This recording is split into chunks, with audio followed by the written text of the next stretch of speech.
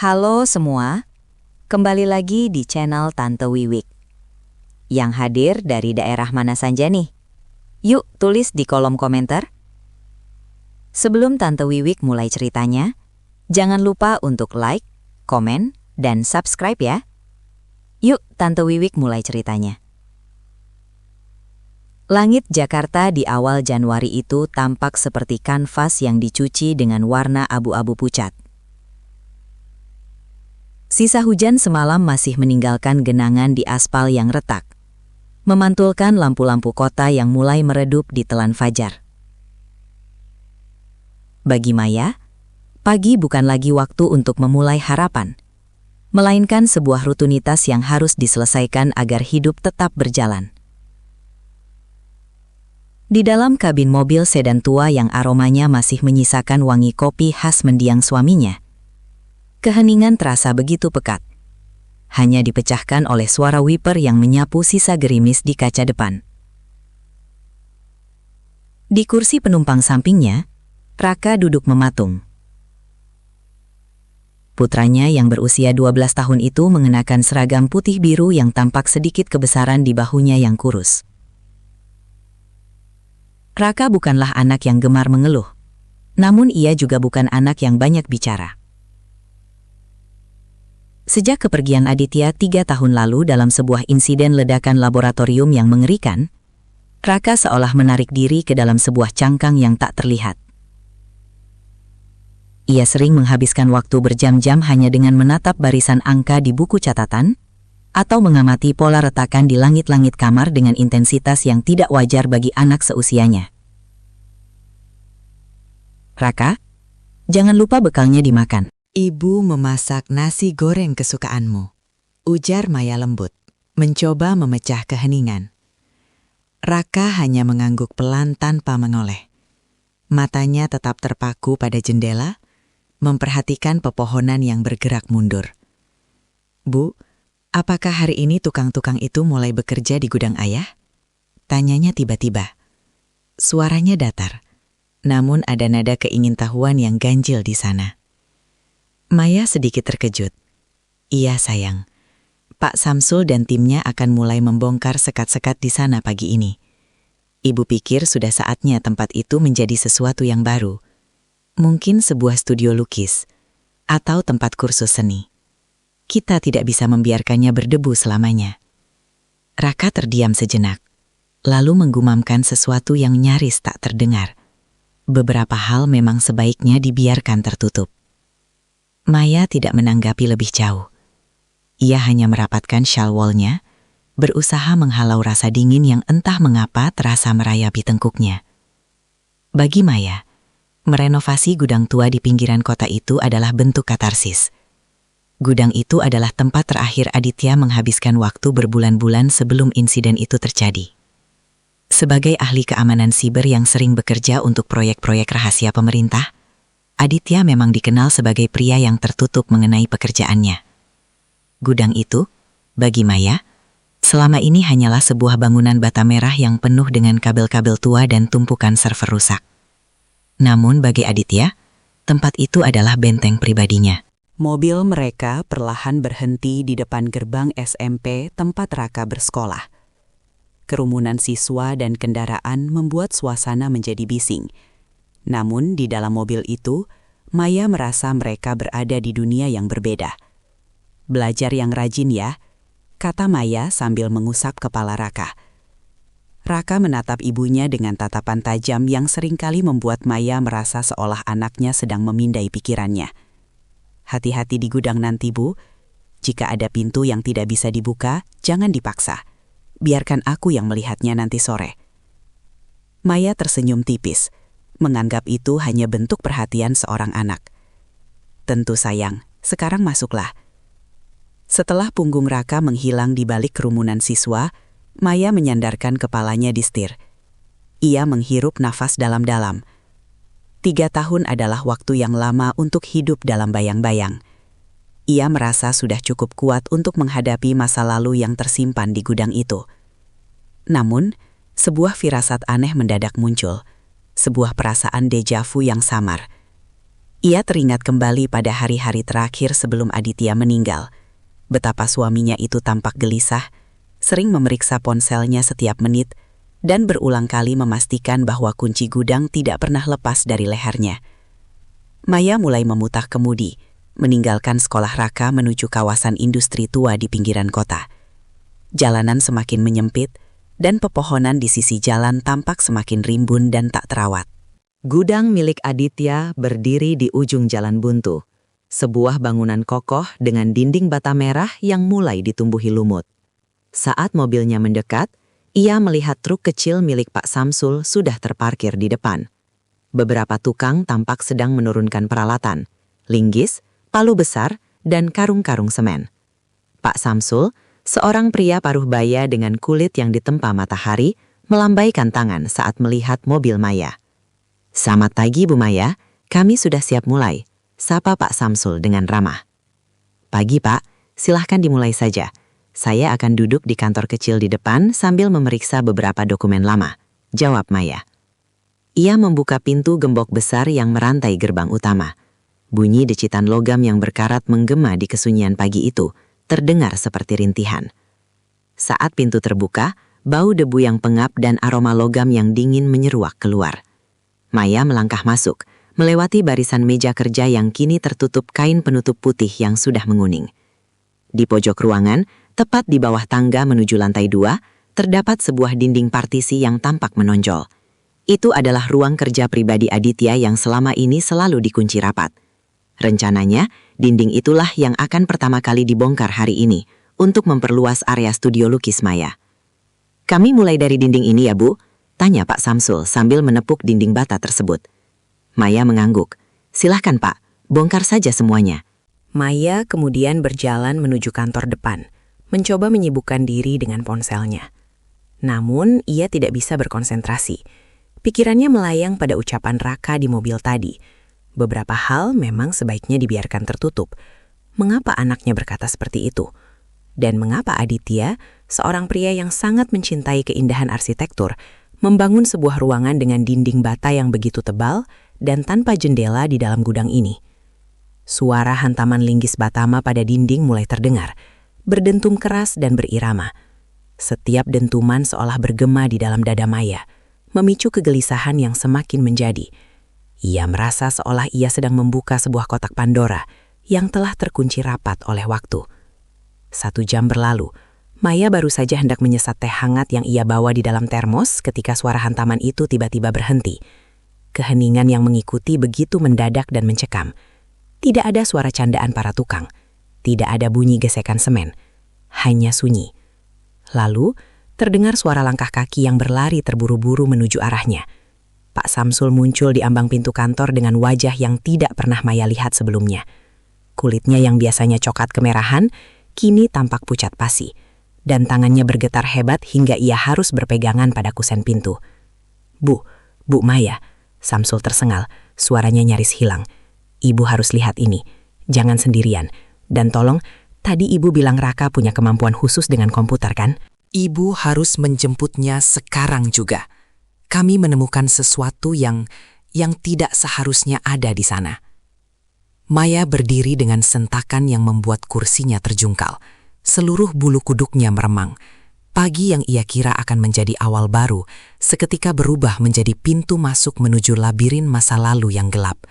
Badai yang ia takutkan baru saja dimulai. Dunia Maya seolah melambat saat ia menatap wajah Pak Samsul. Pria yang biasanya tenang dan gemar bersenda gurau itu kini tampak seperti seseorang yang baru saja melihat hantu.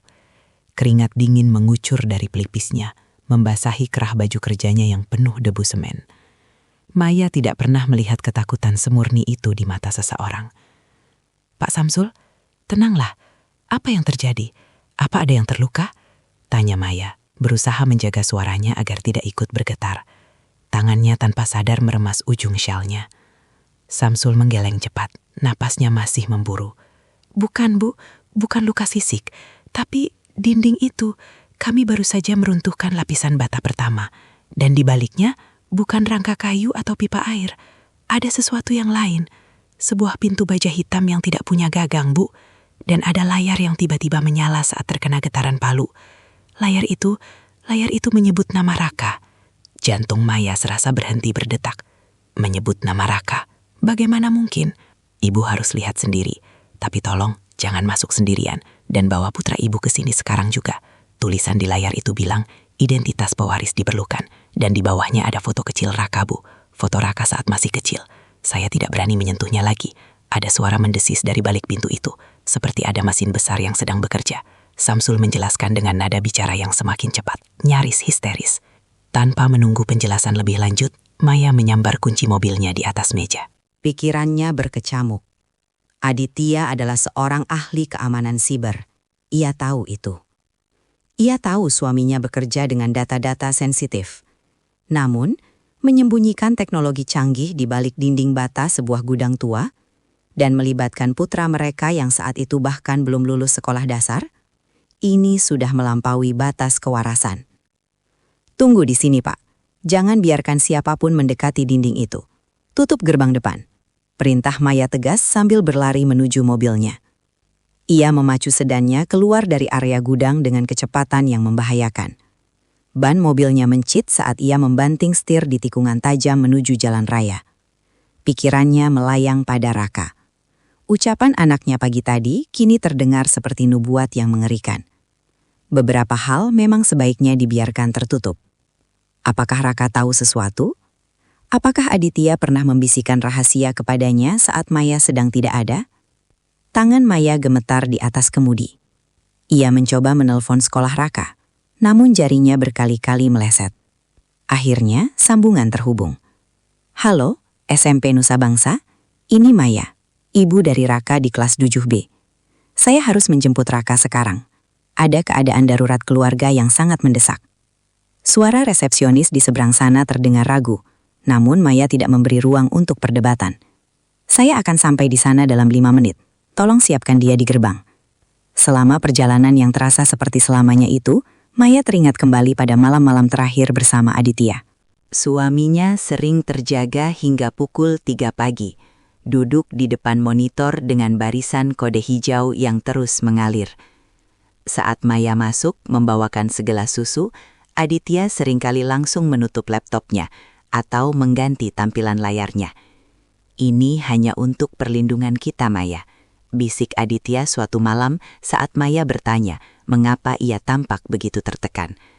Jika suatu saat dunia menjadi terlalu berisik, aku sudah menyiapkan tempat yang tenang untuk kalian. Dahulu, Maya mengira itu hanyalah metafora tentang investasi masa depan atau tabungan asuransi. Kini, ia mulai menyadari bahwa tempat tenang yang dimaksud Aditya mungkin adalah sesuatu yang jauh lebih harfiah dan berbahaya. Maya sampai di depan gerbang sekolah tepat saat Raka muncul dengan tas punggungnya. Anak itu tidak terlihat terkejut. Ia berjalan dengan langkah tenang, melewati kerumunan siswa yang memandangnya heran karena dijemput di tengah jam pelajaran. Saat Raka masuk ke dalam mobil, aura di dalam kabin langsung berubah.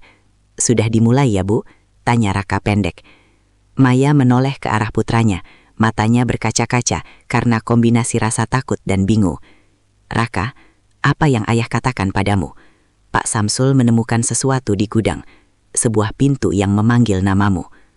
Raka menatap ibunya dengan tatapan yang sangat dewasa, tatapan yang tidak seharusnya dimiliki oleh anak berusia 12 tahun. "Ayah bilang, jika suatu hari ibu memutuskan untuk menghancurkan dinding itu, aku harus ada di sana." "Ayah bilang, dinding itu adalah janji yang ia buat untuk melindungiku jika dia tidak bisa lagi memegang tanganku." "Kenapa kamu tidak pernah bilang pada ibu?" Suara Maya meninggi karena frustrasi. "Ayah bilang ibu tidak perlu menanggung beban ini, kecuali jika ibu sendiri yang memilih untuk membukanya. Ayah ingin ibu hidup bahagia tanpa rahasia ini, tapi dia juga tahu ibu tidak akan pernah bisa membiarkan gudang itu selamanya." Maya terdiam. Ia menginjak pedal gas lebih dalam. Jalanan menuju gudang kini terasa seperti lorong waktu yang membawanya kembali ke kehidupan rahasia Aditya. Saat mereka tiba di depan gudang, gerbang sudah tertutup rapat sesuai instruksi Maya. Pak Samsul berdiri di sana dengan wajah yang masih pucat, sementara tukang-tukang lainnya duduk menjauh di dekat tumpukan material bangunan. Seolah-olah bangunan itu sendiri bisa meledak kapan saja. Maya menggandeng tangan Raka erat-erat. Telapak tangan anaknya itu terasa dingin namun stabil, kontras dengan tangan Maya yang basah oleh keringat. Mereka melangkah masuk ke dalam bangunan pengap itu. Bau debu semen terasa lebih pekat sekarang, bercampur dengan aroma aneh seperti ozon dan panas listrik. Di tengah ruangan, dinding bata yang setengah hancur itu kini memperlihatkan sebuah pemandangan yang surrealis. Di balik bata-bata merah yang pecah, berdiri sebuah lempengan logam hitam legam tanpa sambungan. Di tengah-tengahnya, sebuah layar kristal cair menyala dengan cahaya merah darah yang berdenyut pelan. Protokol pewaris. Terdeteksi getaran paksa pada struktur. Hitung mundur penghancuran data. 00812. Di bawah tulisan itu, sebuah sensor optik kecil mengeluarkan sinar merah yang menyapu ruangan. Begitu Raka melangkah mendekat, layar itu berubah warna. Dari merah darah menjadi kuning peringatan. Subjek terdeteksi, Raka Aditya. Silahkan lakukan pemindaian biometrik. Raka, jangan, bisik Maya, mencoba menarik anaknya kembali. Ibu, jika aku tidak melakukannya, tempat ini akan menghancurkan dirinya sendiri dalam 8 menit. Raka berkata pelan. Dan semua yang ayah kerjakan untuk melindungi kita akan hilang. Aku harus melihat apa yang ayah tinggalkan. Pak Samsul dan para tukang lainnya mundur hingga ke ambang pintu utama, memandang dengan mulut ternganga. Mereka tidak lagi melihat seorang anak kecil, melainkan seorang pemegang kunci dari sebuah rahasia yang terkubur selama 3 tahun. Raka melepaskan genggaman tangan ibunya. Ia melangkah maju ke depan pintu baja itu dengan kepala tegak. Cahaya kuning dari layar terpantul di matanya yang jernih. Di saat itu, Maya menyadari bahwa putranya bukan lagi sekadar anak kecil yang perlu ia lindungi. Raka adalah bagian dari rencana besar Aditya yang selama ini ia abaikan. Ibu tetaplah di belakangku, perintah Raka. Ia mengangkat tangannya, mendekatkan telapak tangannya ke permukaan logam dingin itu. Sinar laser mulai muncul dari bingkai layar, bersiap untuk memindai mata dan sidik jarinya. Udara di dalam gudang itu seolah tersedot masuk ke dalam vakum, menciptakan kesunyian yang mencekam, sebelum suara mekanis pertama dari mesin tersebut memecah keheningan. Maya menahan napas, berdoa agar apapun yang ada di balik pintu itu bukanlah kutukan, melainkan jawaban yang selama ini ia cari tentang mengapa suaminya harus pergi begitu cepat.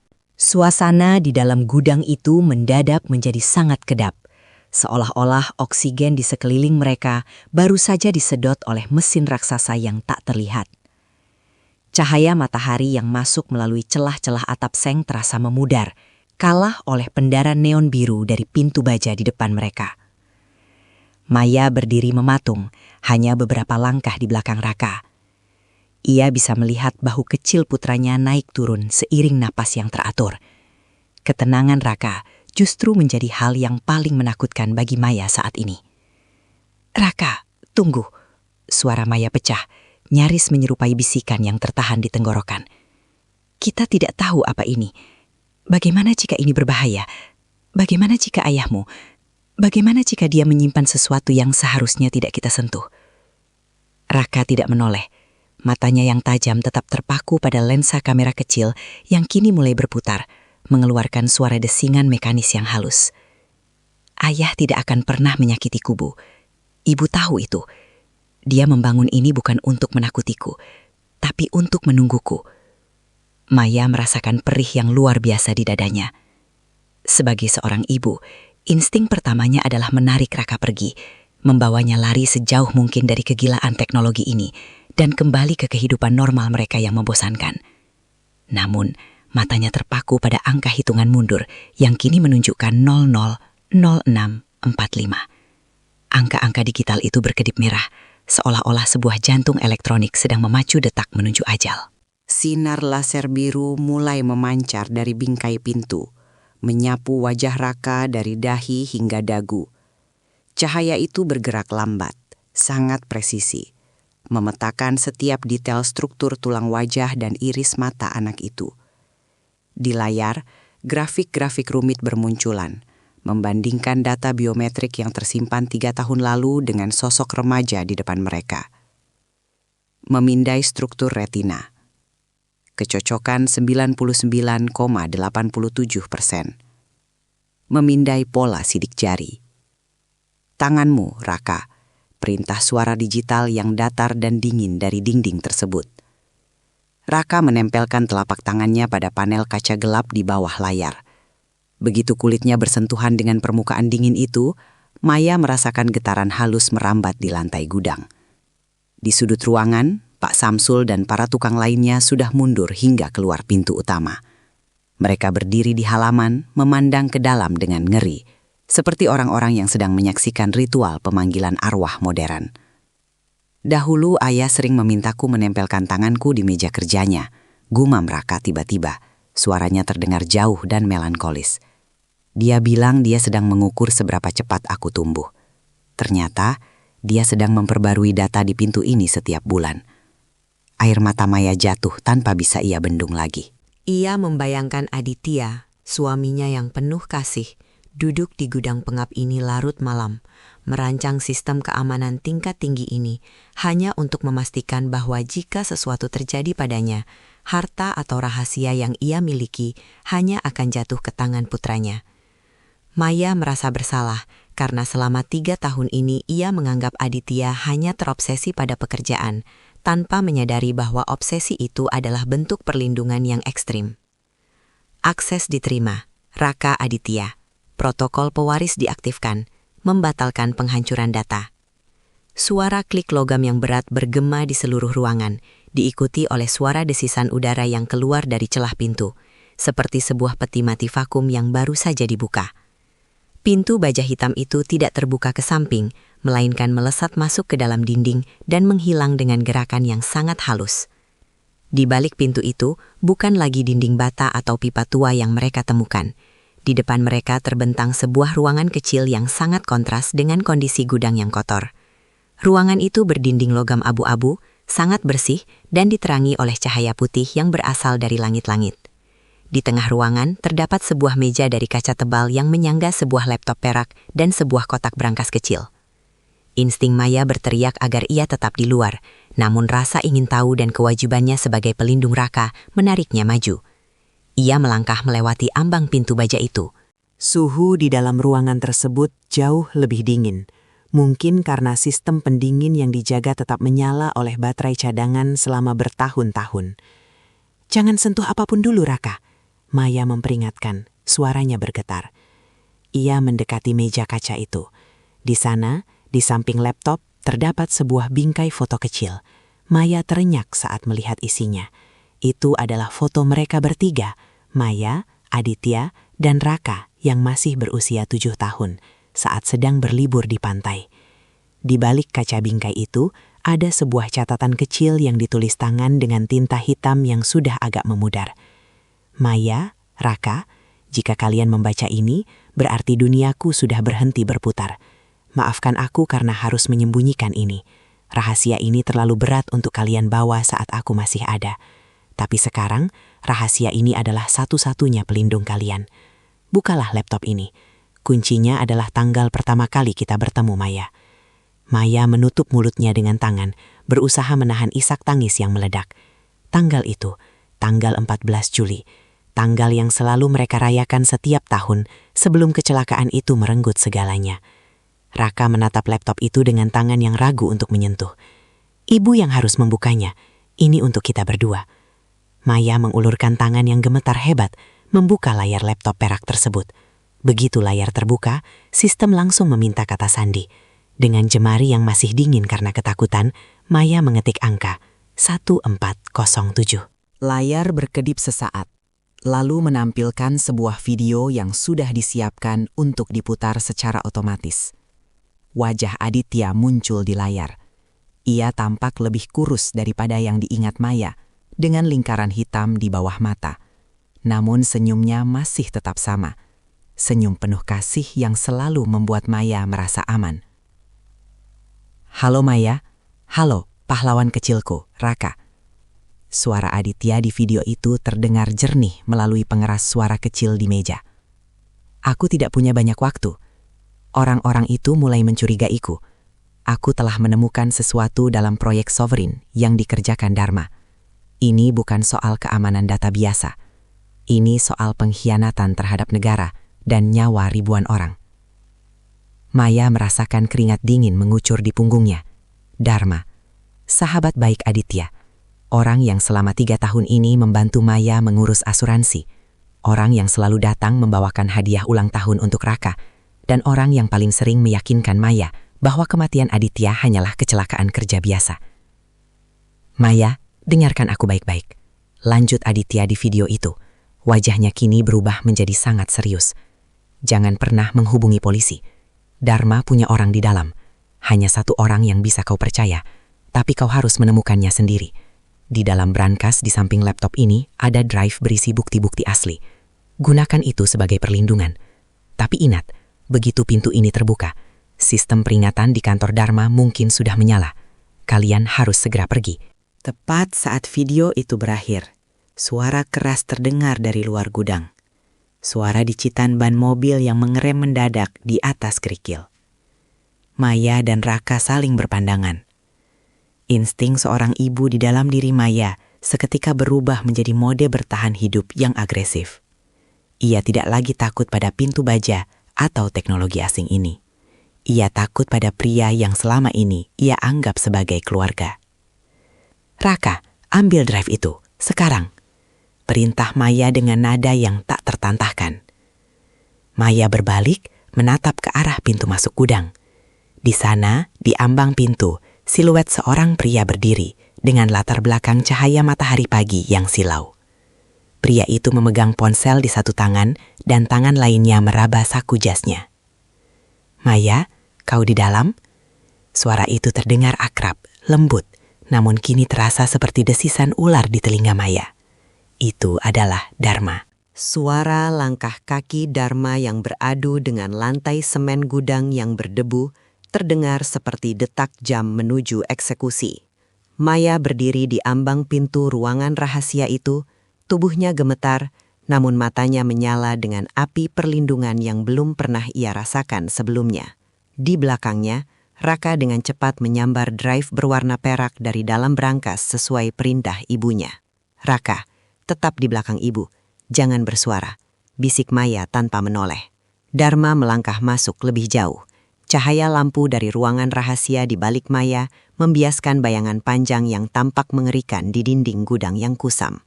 Pria itu menghentikan langkahnya sekitar 5 meter dari mereka. Ia melepaskan kacamata hitamnya, menyingkap tatapan mata yang selama ini tersembunyi di balik keramahan palsu. Mata yang kini tampak dingin, tajam, dan penuh perhitungan. Maya, aku terkejut, benar-benar terkejut. Suara Dharma bergema, memantul di antara pilar-pilar besi gudang. Aku selalu tahu Aditya menyembunyikan sesuatu di sini. Selama 3 tahun aku mencari celah di bangunan tua ini, menyewa orang-orang terbaik untuk memindai setiap inci dindingnya, tapi hasilnya nihil. Ternyata dia tidak menggunakan kunci fisik. Dia menggunakan kalian. Maya mengepalkan tangannya. Kau membunuhnya, Dharma. Kau membunuh sahabatmu sendiri. Dharma menghela napas panjang. Sebuah reaksi yang terlihat sangat tulus namun terasa menjijikan. Aditya bukan hanya sahabat Maya. Dia adalah otak yang brilian. Namun, dia terlalu idealis. Dia pikir dia bisa menghentikan kemajuan demi moralitas yang sempit. Aku tidak membunuhnya, Maya. Idealismenya yang membunuhnya. Aku hanya mempercepat prosesnya.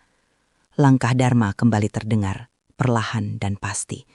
Sekarang, jadilah gadis yang baik. Serahkan apa yang baru saja kalian temukan. Kita bisa melupakan kejadian ini. Aku masih bisa menjamin biaya sekolah Raka hingga universitas. Kita masih bisa menjadi keluarga, bukan? Keluarga? Maya tertawa getir. Sebuah tawa yang hampir terdengar seperti isak tangis. Kau menggunakan kami untuk memantau apakah rahasia Aditya masih terkubur. Kau membantu kami hanya agar kau bisa tetap dekat dengan kunci itu. Kau monster. Wajah Dharma seketika berubah.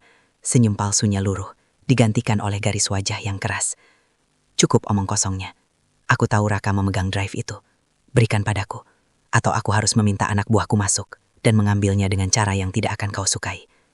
Maya melirik ke arah luar, melalui celah pintu utama. 2 mobil hitam terparkir menghalangi gerbang. Pak Samsul dan para tukang lainnya sudah tidak terlihat. Kemungkinan besar mereka telah diusir paksa atau diancam. Mereka benar-benar terkepung. Gudang yang tadinya merupakan harapan Maya untuk memulai hidup baru, kini berubah menjadi perangkap maut yang mencekam. "Raka, sekarang," bisik Maya.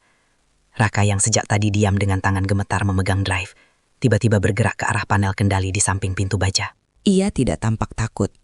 Di mata anak itu ada fokus yang luar biasa. Sebuah warisan intelektual dari ayahnya yang baru saja bangkit. Jari-jarinya yang kecil menari di atas layar sentuh yang tadi digunakan untuk memindai retinanya. "Apa yang kau lakukan, Nak?" teriak Dharma. Suaranya kini mengandung nada panik yang nyata. "Ayah bilang, jika serigala datang, aku harus menekan tombol malam." Suara Raka terdengar tenang, namun dingin.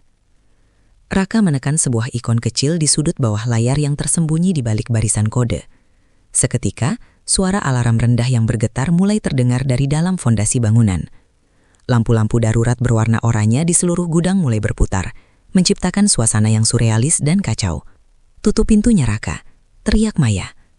Dharma berlari maju, mencoba menghalangi pintu baja itu sebelum tertutup. "Jangan." Namun, sistem yang dibangun Aditya jauh lebih cepat. Dengan disisan hidrolik yang kuat, pintu baja hitam itu meluncur kembali ke tempatnya, menutup rapat hanya beberapa inci sebelum tangan Dharma berhasil meraih celahnya. Suara hantaman keras tangan Dharma pada pintu baja terdengar dari luar, diikuti oleh makian yang teredam oleh ketebalan logam tersebut. Kini, Maya dan Raka terjebak di dalam ruangan rahasia seluas 3 kali 3 meter itu. Ruangan yang aman, namun juga merupakan sebuah sel jika mereka tidak tahu jalan keluar lainnya. "Raka, apa yang kau lakukan? Kita terperangkap di sini." Maya memeluk bahu anaknya, napasnya tersengal-sengal. Raka menunjuk ke arah monitor laptop yang tadi menampilkan video Aditya. Kini, layar itu berubah menjadi peta 3 dimensi dari gudang tersebut. Ada garis biru yang berkedip, menunjukkan sebuah jalur yang melewati bawah lantai gudang menuju area luar di belakang bangunan, dekat dengan sungai kecil. "Ayah tidak hanya membangun ruangan, Bu. Ayah membangun jalan keluar." Raka menjelaskan sambil menunjuk ke arah sudut ruangan di mana sebuah penutup lantai logam perlahan-lahan terangkat oleh mekanisme otomatis. Di bawah penutup itu terdapat sebuah tangga besi yang menuju ke lorong sempit yang remang-remang. Maya menatap lorong itu dengan ragu, namun suara hantaman keras dari luar, suara yang terdengar seperti mesin bor industri, mengingatkannya bahwa Dharma tidak akan berhenti sampai ia berhasil masuk. "Mereka akan membobol pintu ini, Bu. Kita harus pergi sekarang," desak Raka. Maya menatap ruangan rahasia itu untuk terakhir kalinya. Ia melihat foto keluarga mereka di atas meja. Dengan cepat ia menyambar foto itu dan menyelipkannya ke dalam saku jaketnya. Ia menarik napas panjang, mengumpulkan setiap sisa keberanian yang ia miliki sebagai seorang ibu. "Ayo Raka, pegang tangan ibu erat-erat." Mereka mulai menuruni tangga besi itu ke dalam kegelapan lorong bawah tanah. Bau tanah yang lembab dan dingin menyambut mereka. Di atas mereka, suara getaran mesin bor Dharma semakin keras, mengguncang langit-langit lorong. Maya tahu, begitu mereka keluar dari ujung lorong ini, mereka bukan lagi sekadar janda dan anak yatim yang berduka. Mereka adalah buronan yang memegang kunci untuk menghancurkan sebuah konspirasi besar. Gudang itu, yang selama 2 tahun ini hanya menjadi tumpukan bata dan kenangan, kini telah benar-benar berubah. Ia bukan lagi kuburan bagi masa lalu Aditya, melainkan landasan pacu bagi masa depan mereka yang penuh bahaya. Maya tahu, hidupnya tidak akan pernah sama lagi. Di dalam kegelapan lorong, ia membisikkan sebuah janji kepada mendiang suaminya. "Adit, aku akan menjaga pahlawan kecil kita. Aku janji." Mereka terus merangkak maju, menjauh dari suara kebisingan di atas, menuju cahaya samar yang mulai terlihat di ujung lorong. Sebuah pelarian yang baru saja dimulai. Lorong bawah tanah itu sempit, lembab, dan dipenuhi aroma beton dingin. Maya merangkak di depan. Tangannya sesekali menyentuh dinding yang terasa bergetar akibat suara mesin bor di atas sana. Di belakangnya, Raka bergerak dengan ketangkasan yang mengejutkan, seolah-olah ia telah menghafal denak lorong ini dalam mimpinya. Cahaya dari ponsel Maya memantul di dinding logam, menciptakan bayangan-bayangan panjang yang menari-nari. Setiap beberapa meter, terdapat lampu indikator kecil di lantai lorong yang berkedip biru. "Itu penanda jalur, Bu," bisik Raka. "Ayah memasang sensor tekanan. Jika ada orang lain selain kita yang masuk, sistem akan mengunci lorong ini secara otomatis." Maya hanya bisa mengangguk, napasnya tersengal. pikirannya masih terpaku pada wajah Dharma yang dingin. Bagaimana mungkin seseorang yang selama 3 tahun ini menggendong Raka di hari ulang tahunnya, yang membawakan makanan setiap akhir pekan, bisa menjadi orang yang sama yang merencanakan kehancuran mereka. Pengkhianatan itu terasa lebih menyakitkan daripada ancaman fisik yang mereka hadapi sekarang. Setelah merangkak sekitar 50 meter, lorong itu berakhir pada sebuah pintu lubang got yang tersembunyi di bawah rimbunnya semak belukar di pinggiran sungai kecil, tepat di belakang kawasan industri. Maya mendorong penutup logam itu dengan sisa tenaganya. Udara luar yang segar namun mendung segera menyerbu masuk, memberikan sedikit kelegaan pada paru-parunya yang sesak. Cepat, Raka. Maya menarik tangan anaknya keluar dari lubang. Mereka berdiri di antara ilalang tinggi yang basah. Dari kejauhan, sayup-sayup terdengar suara sirena ambulans atau mungkin polisi. Namun Maya teringat peringatan Aditya. Jangan percaya polisi. Dharma punya orang di dalam. Peringatan itu terasa seperti jerat yang mencekik. Jika penegak hukum tidak bisa dipercaya, kepada siapa mereka harus berlari. Raka menarik lengan baju ibunya. Wajahnya pucat namun matanya bersinar karena fokus yang tajam. Bu, kita tidak bisa memakai mobil kita. Dharma pasti sudah memasang pelacak di sana. Maya tertegun. Benar, mobil sedannya masih terparkir di depan gudang, terkepung oleh kendaraan anak buah Dharma. Lalu kita harus kemana, Nak? Kita tidak punya siapa-siapa lagi. Raka mengeluarkan drive perak yang sejak tadi ia genggam erat. Ayah bilang, jika protokol ini diaktifkan, aku harus pergi ke sebuah alamat di Jakarta Pusat. Sebuah warnet tua di belakang gedung perpustakaan. Ada seseorang bernama Hafiz di sana. Maya menatap putranya dengan nanar. Ia merasa seperti orang asing di dalam hidupnya sendiri.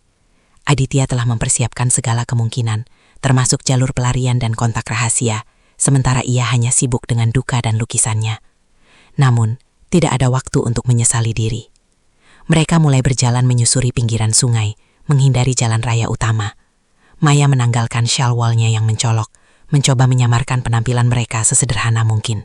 Setiap kali mendengar deru mesin mobil dari kejauhan, jantung Maya berdegup kencang. Ia menarik Raka masuk lebih dalam ke bayangan bangunan atau pepohonan.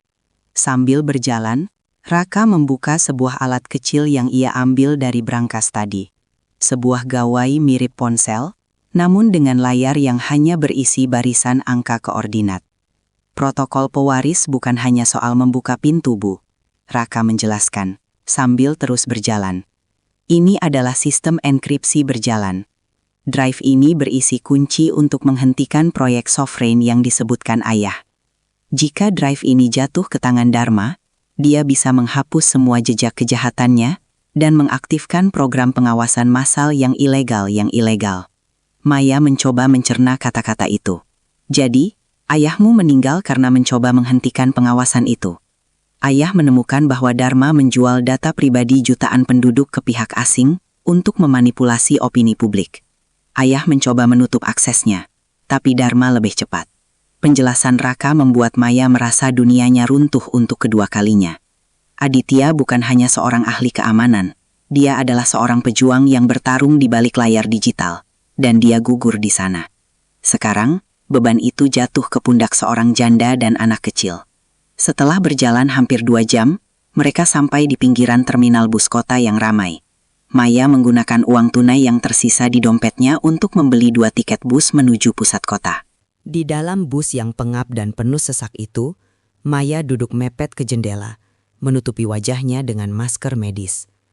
Raka duduk di sampingnya, memeluk tas punggungnya seolah-olah di dalamnya terdapat seluruh masa depan dunia. Maya melirik ke arah layar televisi kecil di dalam bus yang sedang menyiarkan berita lokal. Wajahnya memucat. Di sana, terpampang foto dirinya dan Raka. Breaking news, seorang wanita bernama Maya dan putranya, Raka, dilaporkan menghilang setelah diduga melakukan perusakan dan pencurian data di sebuah gudang di pinggiran kota. Polisi menghimbau masyarakat untuk melaporkan keberadaan mereka karena diduga membawa materi berbahaya. Dharma, desis Maya pelan. Pria itu benar-benar bergerak cepat. Dia menggunakan pengaruhnya di kepolisian untuk memutarbalikkan fakta. Sekarang, mereka bukan hanya buronan Dharma, tapi buronan seluruh negeri. Orang-orang di dalam bus mulai melirik ke arah mereka, atau setidaknya itulah yang dirasakan oleh paranoia Maya yang memuncak. Maya menggenggam tangan Raka di bawah penutup tas. "Jangan takut," bisiknya. Lebih kepada dirinya sendiri daripada kepada putranya. "Aku tidak takut, Bu," sahut Raka tenang. "Ayah sudah merancang protokol ini agar kita tidak pernah benar-benar sendirian. Lihat." Raka menunjukkan layar gawainya. Di sana muncul sebuah pesan teks pendek yang terenkripsi. "Pewaris terdeteksi. Titik temu terkonfirmasi. Amankan drive." Maya sedikit merasa lega, namun ketakutan baru segera muncul. Siapa Hafiz? Apakah dia benar-benar teman Aditya, ataukah dia bagian dari jaring laba-laba Dharma yang sedang menunggu mereka masuk ke dalam perangkap?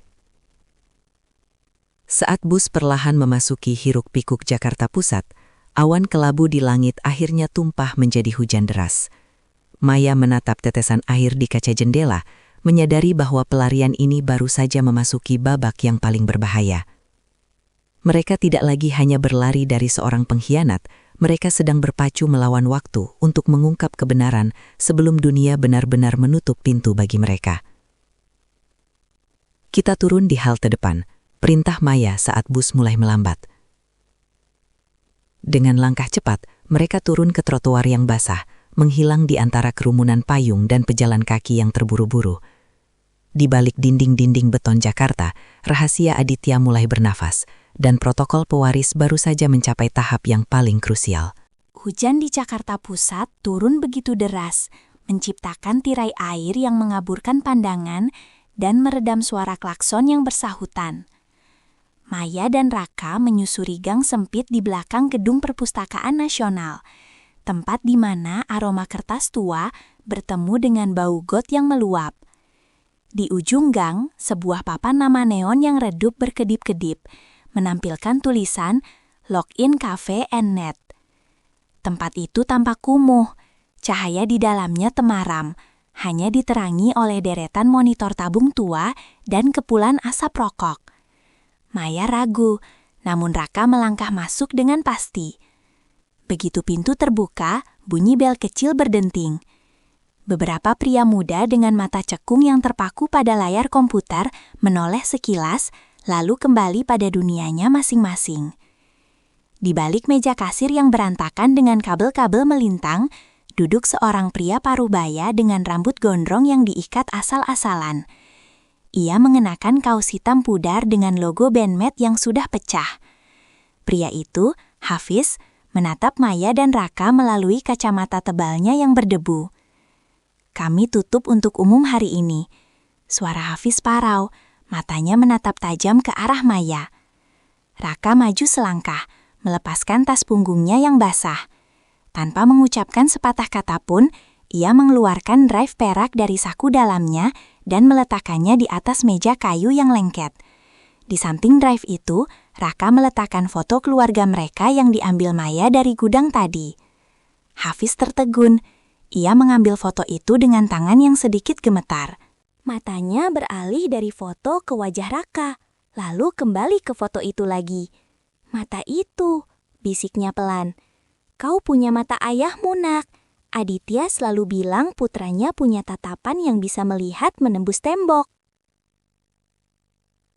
Hafiz berdiri, mematikan lampu depan warnetnya dan mengunci pintu utama dari dalam. Ia memberi isyarat agar mereka mengikutinya ke ruangan belakang yang lebih menyerupai laboratorium komputer daripada sebuah warnet. Puluhan server kecil berderit di sana, menjaga suhu ruangan tetap rendah. "Adit sudah menceritakan semuanya lewat pesan otomatis yang masuk 10 menit lalu," kata Hafiz sambil mencolokkan drive itu ke sebuah terminal komputer yang tampak sangat canggih. "Dia bilang protokol sudah aktif, artinya Dharma sudah tahu posisi kalian." Maya merasa sesak. "Dharma sudah menyebarkan wajah kami di berita, Hafiz. Kami dianggap pencuri. Bagaimana kami bisa membuktikan kebenaran jika seluruh sistem di kota ini ada di bawah jempolnya?" Hafiz menoleh, senyum tipis yang pahit muncul di wajahnya. "Dharma memang menguasai media, tapi dia tidak menguasai mata yang mengingat. Aditya membangun Sovaren bukan untuk pengawasan, tapi untuk perlindungan. Dharma hanya mengambil kulitnya, tapi intinya ada di tangan Raka." Layar di depan mereka tiba-tiba menampilkan ribuan aliran data yang bergerak secepat kilat. Hafiz meminta Raka duduk di kursi utama. Raka, ayahmu meninggalkan sebuah algoritma yang hanya bisa dibuka dengan kunci visual. Kau ingat pola yang ada di dinding ruang kerja ayahmu saat kau berusia 7 tahun? Raka memejamkan mata sejenak. Kemampuan fotografisnya mulai bekerja, memanggil kembali fragmen memori yang tersimpan rapi di kepalanya.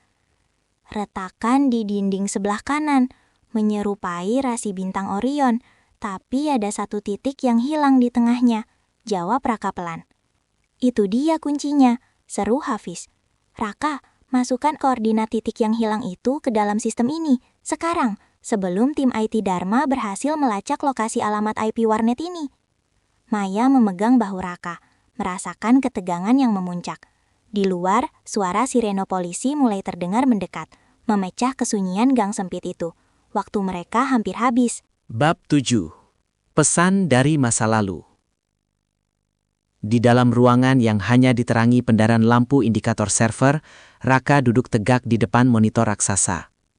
Jari-jarinya yang kecil mulai menari di atas keyboard mekanik, mengetikkan deretan angka koordinat yang ia panggil dari ingatan masa kecilnya. Maya berdiri di belakangnya, menahan napas setiap kali mendengar suara rintik hujan yang menghantam atap seng, yang kini mulai bersahutan dengan bunyi deru mesin mobil dari kejauhan. Begitu Raka menekan tombol enter terakhir, layar yang tadinya dipenuhi kode-kode rumit mendadak menjadi gelap gulita. Detik berikutnya, sebuah logo rahasia berbentuk mata dengan pola geometris muncul di tengah layar, diikuti oleh bilah pemrosesan data yang bergerak sangat lambat. Itu enkripsi double ghost, bisik Hafiz sambil menyeka keringat di dahinya. Hanya bisa terbuka jika koordinat memori dan kunci fisik dari drive itu bertemu. Aditya benar-benar gila. Dia menyembunyikan kebenaran di tempat yang paling aman. Ingatan putranya. Tiba-tiba sebuah jendela video terbuka di tengah layar. Kali ini bukan rekaman statis seperti di gudang, melainkan sebuah presentasi interaktif yang berisi dokumen-dokumen rahasia milik perusahaan Dharma. Namun yang paling mengejutkan adalah munculnya rekaman suara yang diambil secara diam-diam. Proyek Sovereign bukan tentang keamanan nasional Dharma. Ini tentang kendali mutlak. Itu suara Aditya, terdengar marah dan terengah-engah. Kendali adalah keamanan, Adit. Bayangkan sebuah dunia di mana kita tahu siapa yang akan melakukan kejahatan sebelum mereka melakukannya. Suara Dharma membalas, terdengar dingin dan tanpa penyesalan. Jika kau tidak mau menyerahkan enkripsi kuncinya, kau hanya akan menjadi penghalang bagi kemajuan. Maya menutup mulutnya dengan tangan. Ia mendengar suara benturan keras, diikuti oleh nafas berat Aditya yang seolah sedang bersembunyi. Rekaman itu adalah bukti bahwa Aditya tahu nyawanya terancam, dan ia sempat merekam konfrontasi terakhirnya sebelum insiden laboratorium itu terjadi. Di bawah jendela video, ribuan dokumen mulai terunduh otomatis ke dalam sistem aman milik Hafiz. Dokumen itu berisi daftar nama pejabat yang telah disuap Dharma, rincian penggelapan dana publik, dan yang paling mengerikan, cetak biru program pengawasan massal yang bisa meretas kamera ponsel dan mikrofon setiap penduduk secara real-time. Ini bukan sekadar korupsi, Hafiz berbisik ngeri. Ini adalah akhir dari privasi manusia. Dharma ingin menjadi Tuhan di dunia digital. Namun di sela-sela aliran data itu, muncul sebuah folder tersembunyi dengan nama Surat untuk Maya. Raka segera membukanya. Sebuah pesan teks panjang muncul di layar. Sebuah surat yang ditulis Aditya beberapa jam sebelum ia tewas. Maya, jika kau membaca ini, artinya aku gagal pulang untuk makan malam. Maafkan aku. Aku menyimpan satu rahasia lagi. Dharma tidak bekerja sendiri. Ada satu orang yang sangat dekat dengan kita. Orang yang memegang akses langsung ke sistem pusat pemerintah. Jika kau ingin mengakhiri ini, kau harus memberikan data ini kepada sang penjaga. Belum sempat Maya menanyakan siapa sang penjaga itu, lampu di warnet mendadak padam. Suasana menjadi gelap total, kecuali cahaya dari baterai cadangan server yang berkedip merah. Mereka sudah memutus jaringan listrik kita. Hafiz berdiri dengan cepat, meraih sebuah pistol dari laci bawah meja. Mereka tidak lagi menggunakan polisi. Mereka mengirim tim pembersih. Di luar, suara pintu depan warnet yang didobrak paksa bergema hingga ke ruangan belakang. Maya menarik Raka ke dalam pelukannya. Pesan dari masa lalu itu telah memberi mereka kebenaran. Namun kebenaran itu kini terasa seperti vonis mati. Kegelapan di dalam warnet itu terasa pekat dan menyesakkan. Satu-satunya sumber cahaya hanyalah pendar merah dari indikator baterai cadangan yang mulai melemah, memberikan kesan interior ruangan itu sedang bersimbah darah. Suara pintu depan yang hancur diikuti oleh langkah-langkah kaki yang berat dan terukur. Ini bukan polisi. Ini adalah langkah kaki orang-orang yang dilatih untuk melenyapkan jejak tanpa suara. "Hafiz, apa yang harus kita lakukan?" bisik Maya. Suaranya nyaris hilang ditelan ketakutan. Ia mendekap Raka begitu erat, seolah ingin menyembunyikan putranya ke dalam tubuhnya sendiri. Hafiz tidak menjawab. Ia berdiri mematung di dekat pintu penghubung, memegang senjata dengan kedua tangan yang stabil. "Maya, di bawah meja server ini ada lubang ventilasi yang terhubung ke gang samping. Masuk ke sana. Sekarang." "Tapi kau..." "Pergi," potong Hafiz tegas. Data itu sudah selesai disalin ke dalam drive baru di tas Raka. Jika mereka mendapatkan data itu, pengorbanan Aditya sia-sia. Maya menarik Raka, merangkak di bawah meja yang penuh dengan untaian kabel panas. Raka, meski wajahnya pucat pasi, tetap tenang. Ia memastikan drive perak itu tersimpan aman di saku jaketnya yang paling dalam. Saat mereka berhasil membuka penutup besi ventilasi, suara tembakan pertama meletus. Tap, tap. 2 tembakan dengan peredam suara menghantam dinding di dekat Hafiz. Keadaan menjadi kacau. Hafiz membalas tembakan, menciptakan kilatan cahaya singkat yang memperlihatkan siluet 3 pria berpakaian taktis hitam di ambang pintu. "Maya, lari!" teriak Hafiz di tengah desingan peluru. Maya mendorong Raka masuk ke dalam lorong ventilasi yang sempit dan berdebu. Lalu ia menyusul di belakangnya.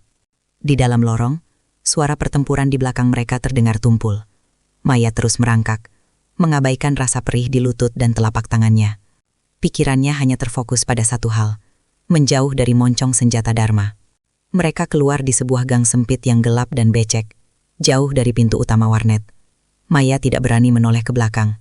Ia menarik Raka berlari menembus hujan yang masih turun dengan derasnya. Namun, begitu mereka mencapai ujung gang yang bermuara ke jalan raya, sebuah mobil SUV hitam besar sudah menunggu di sana. Pintunya terbuka, dan Dharma melangkah keluar. Kali ini, ia tidak lagi memakai jas rapi. Ia mengenakan jaket outdoor gelap, memegang payung dengan santai, seolah-olah sedang menunggu teman lama. Di tangannya yang lain, ia memegang sebuah alat pelacak frekuensi yang berkedip hijau. "Kau pikir Hafiz bisa menyembunyikan kalian?" Suara Dharma terdengar jernih di antara suara hujan. "Aditya yang mengajari Hafiz cara meretas, tapi akulah yang mendanai seluruh sistem yang mereka gunakan.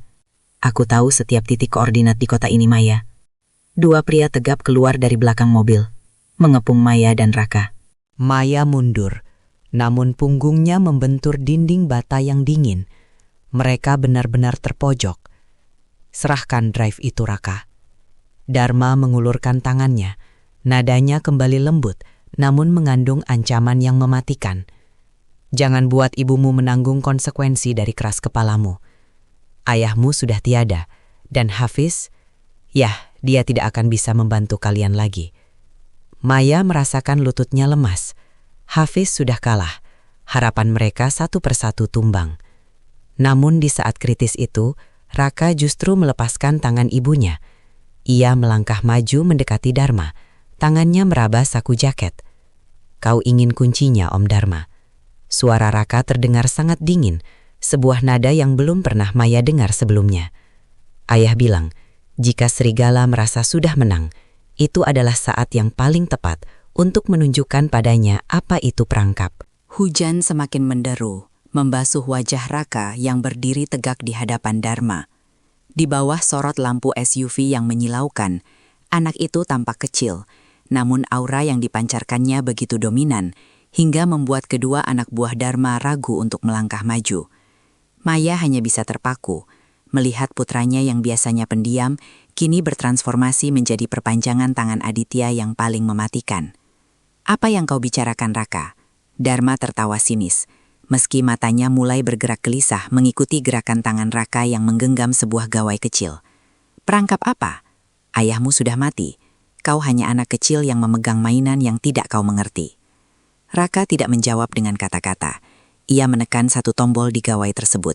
Seketika layar ponsel Dharma di saku jasnya mengeluarkan suara denging yang menyakitkan telinga. Tak hanya itu, lampu jalan di sepanjang gang tersebut meledak satu persatu, menciptakan percikan api yang dramatis, sebelum akhirnya seluruh area jatuh ke dalam kegelapan total, kecuali cahaya dari laptop di dalam SUV Dharma yang tiba-tiba menyala sendiri. Drive ini bukan hanya berisi data Om Dharma. Suara Raka bergema di tengah kegelapan, tenang dan menghantui. Ini adalah carrier untuk virus enkripsi balik. Begitu kau melacak posisi IP Hafiz tadi, kau sebenarnya sedang menarik kail yang sudah disiapkan ayah 3 tahun lalu. Dharma panik.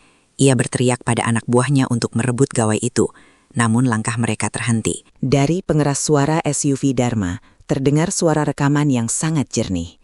Itu adalah suara Dharma sendiri, sedang mendiskusikan harga nyawa Aditya dengan seseorang di seberang telepon. Rekaman itu bukan berasal dari drive Raka, melainkan sedang disiarkan secara live ke seluruh frekuensi radio darurat dan platform media sosial Usama yang telah diretas oleh sistem sovereign. Kau tidak mengerti kan? Lanjut Raka. Ayah menyebutnya protokol malam. Saat sistem pengawasan massal milikmu kau aktifkan sepenuhnya untuk mencari kami, sistem itu justru menjadi senjata yang membedah seluruh rahasiamu sendiri. Semakin kau mencoba mengawasi dunia, semakin dunia melihat siapa kau sebenarnya. Wajah Dharma yang tadinya penuh kemenangan, kini hancur menjadi topeng ketakutan. Ia melihat ke arah layar laptopnya yang menampilkan barisan data pribadi, rekening bank rahasia, dan catatan eksekusi yang terus terunggah ke server pusat kepolisian internasional yang tidak bisa ia intervensi. Matikan sekarang, raung Dharma. Ia menerjang maju, mencoba mencekik Raka. Namun Maya bergerak lebih cepat. Didorong oleh insting murni, ia menghantamkan sebuah balok kayu sisa bangunan ke arah tangan Dharma, membuat pria itu terjatuh di aspal yang becek. Di saat yang sama, sirina polisi yang sebenarnya, bukan orang-orang bayaran Dharma, mulai terdengar mengepung gang itu dari segala penjuru. Sistem ini tidak bisa dihentikan, Om, bisik Raka saat Dharma tersungkur di kakinya. Ayah bilang, kebenaran itu seperti cahaya. Kau bisa menutupinya sebentar, tapi kau tidak bisa memadamkannya. Layar gawai di tangan Raka menunjukkan angka hitungan mundur terakhir. 00.00.00. Seluruh data korupsi dan bukti pembunuhan Aditya kini telah tersebar secara permanen di ribuan peladen cadangan di seluruh dunia. Jebakan terakhir Aditya telah menutup rahangnya dengan sempurna. Suasana gang yang tadinya mencekam mendadak berubah menjadi lautan cahaya biru dan merah. Belasan mobil polisi dan unit taktis mengepung area tersebut, memblokade setiap jalan keluar. Dharma masih bersimpuh di atas aspal yang basah, menatap kosong ke arah layar laptop di mobilnya yang kini menampilkan tulisan besar, transmisi selesai. Seluruh imperium yang ia bangun di atas darah dan kebohongan telah runtuh hanya dalam hitungan menit melalui tangan anak laki-laki yang dulu sering ia ajak bermain. Beberapa petugas polisi dengan senjata lengkap mendekat. Namun kali ini mereka tidak mengarahkan larasnya pada Maya atau Raka. Mereka dipimpin oleh seorang komisaris senior yang wajahnya tampak tegang namun lega. Seorang pria yang dikenal sebagai sang penjaga dalam catatan rahasia Aditya. Ia segera memerintahkan anak buahnya untuk memborgol Dharma dan para pengawalnya. Dharma Pratama, Anda ditahan atas tuduhan pengkhianatan negara, korupsi tingkat tinggi, dan perencanaan pembunuhan terhadap Aditya Wardana. Suara komisaris itu terdengar tegas di tengah guyuran hujan yang mulai mereda. Dharma tidak melawan. Ia tampak seperti cangkang kosong yang kehilangan jiwanya. Saat ia diseret menuju mobil tahanan, ia sempat menoleh ke arah Maya. Tidak ada lagi ancaman di matanya, hanya kebingungan yang mendalam tentang bagaimana seorang arsitek jaringan yang sudah mati bisa mengalahkannya dari balik kubur. Maya menarik Raka ke dalam pelukannya. Tubuh mereka berdua basah kuyup dan menggigil. Namun beban berat yang menghimpit pundak Maya selama 3 tahun terakhir seolah menguap bersama udara malam. Ia mencium puncak kepala Raka, menyadari bahwa putranya telah tumbuh menjadi sosok yang luar biasa. "Kita berhasil, Raka. Ayah pasti bangga padamu," bisik Maya dengan suara serak. Raka hanya mengangguk pelan, menyandarkan kepalanya di bahu ibunya. "Ayah sudah beristirahat sekarang, Bu. Tugasnya sudah selesai." Keesokan harinya, dunia terbangun dengan berita yang mengguncang fondasi negara. Bukti-bukti yang disebarkan oleh protokol Aditya menjadi skandal terbesar dalam dekade ini. Ribuan orang turun ke jalan menuntut keadilan, sementara satu persatu pejabat yang terlibat dalam jaringan Dharma mulai ditangkap. Nama Aditya Wardana yang sebelumnya tenggelam dalam anonimitas kini dipuja sebagai pahlawan yang mengorbankan segalanya demi privasi dan kebebasan rakyat. 1 bulan kemudian, Maya kembali ke gudang tua itu.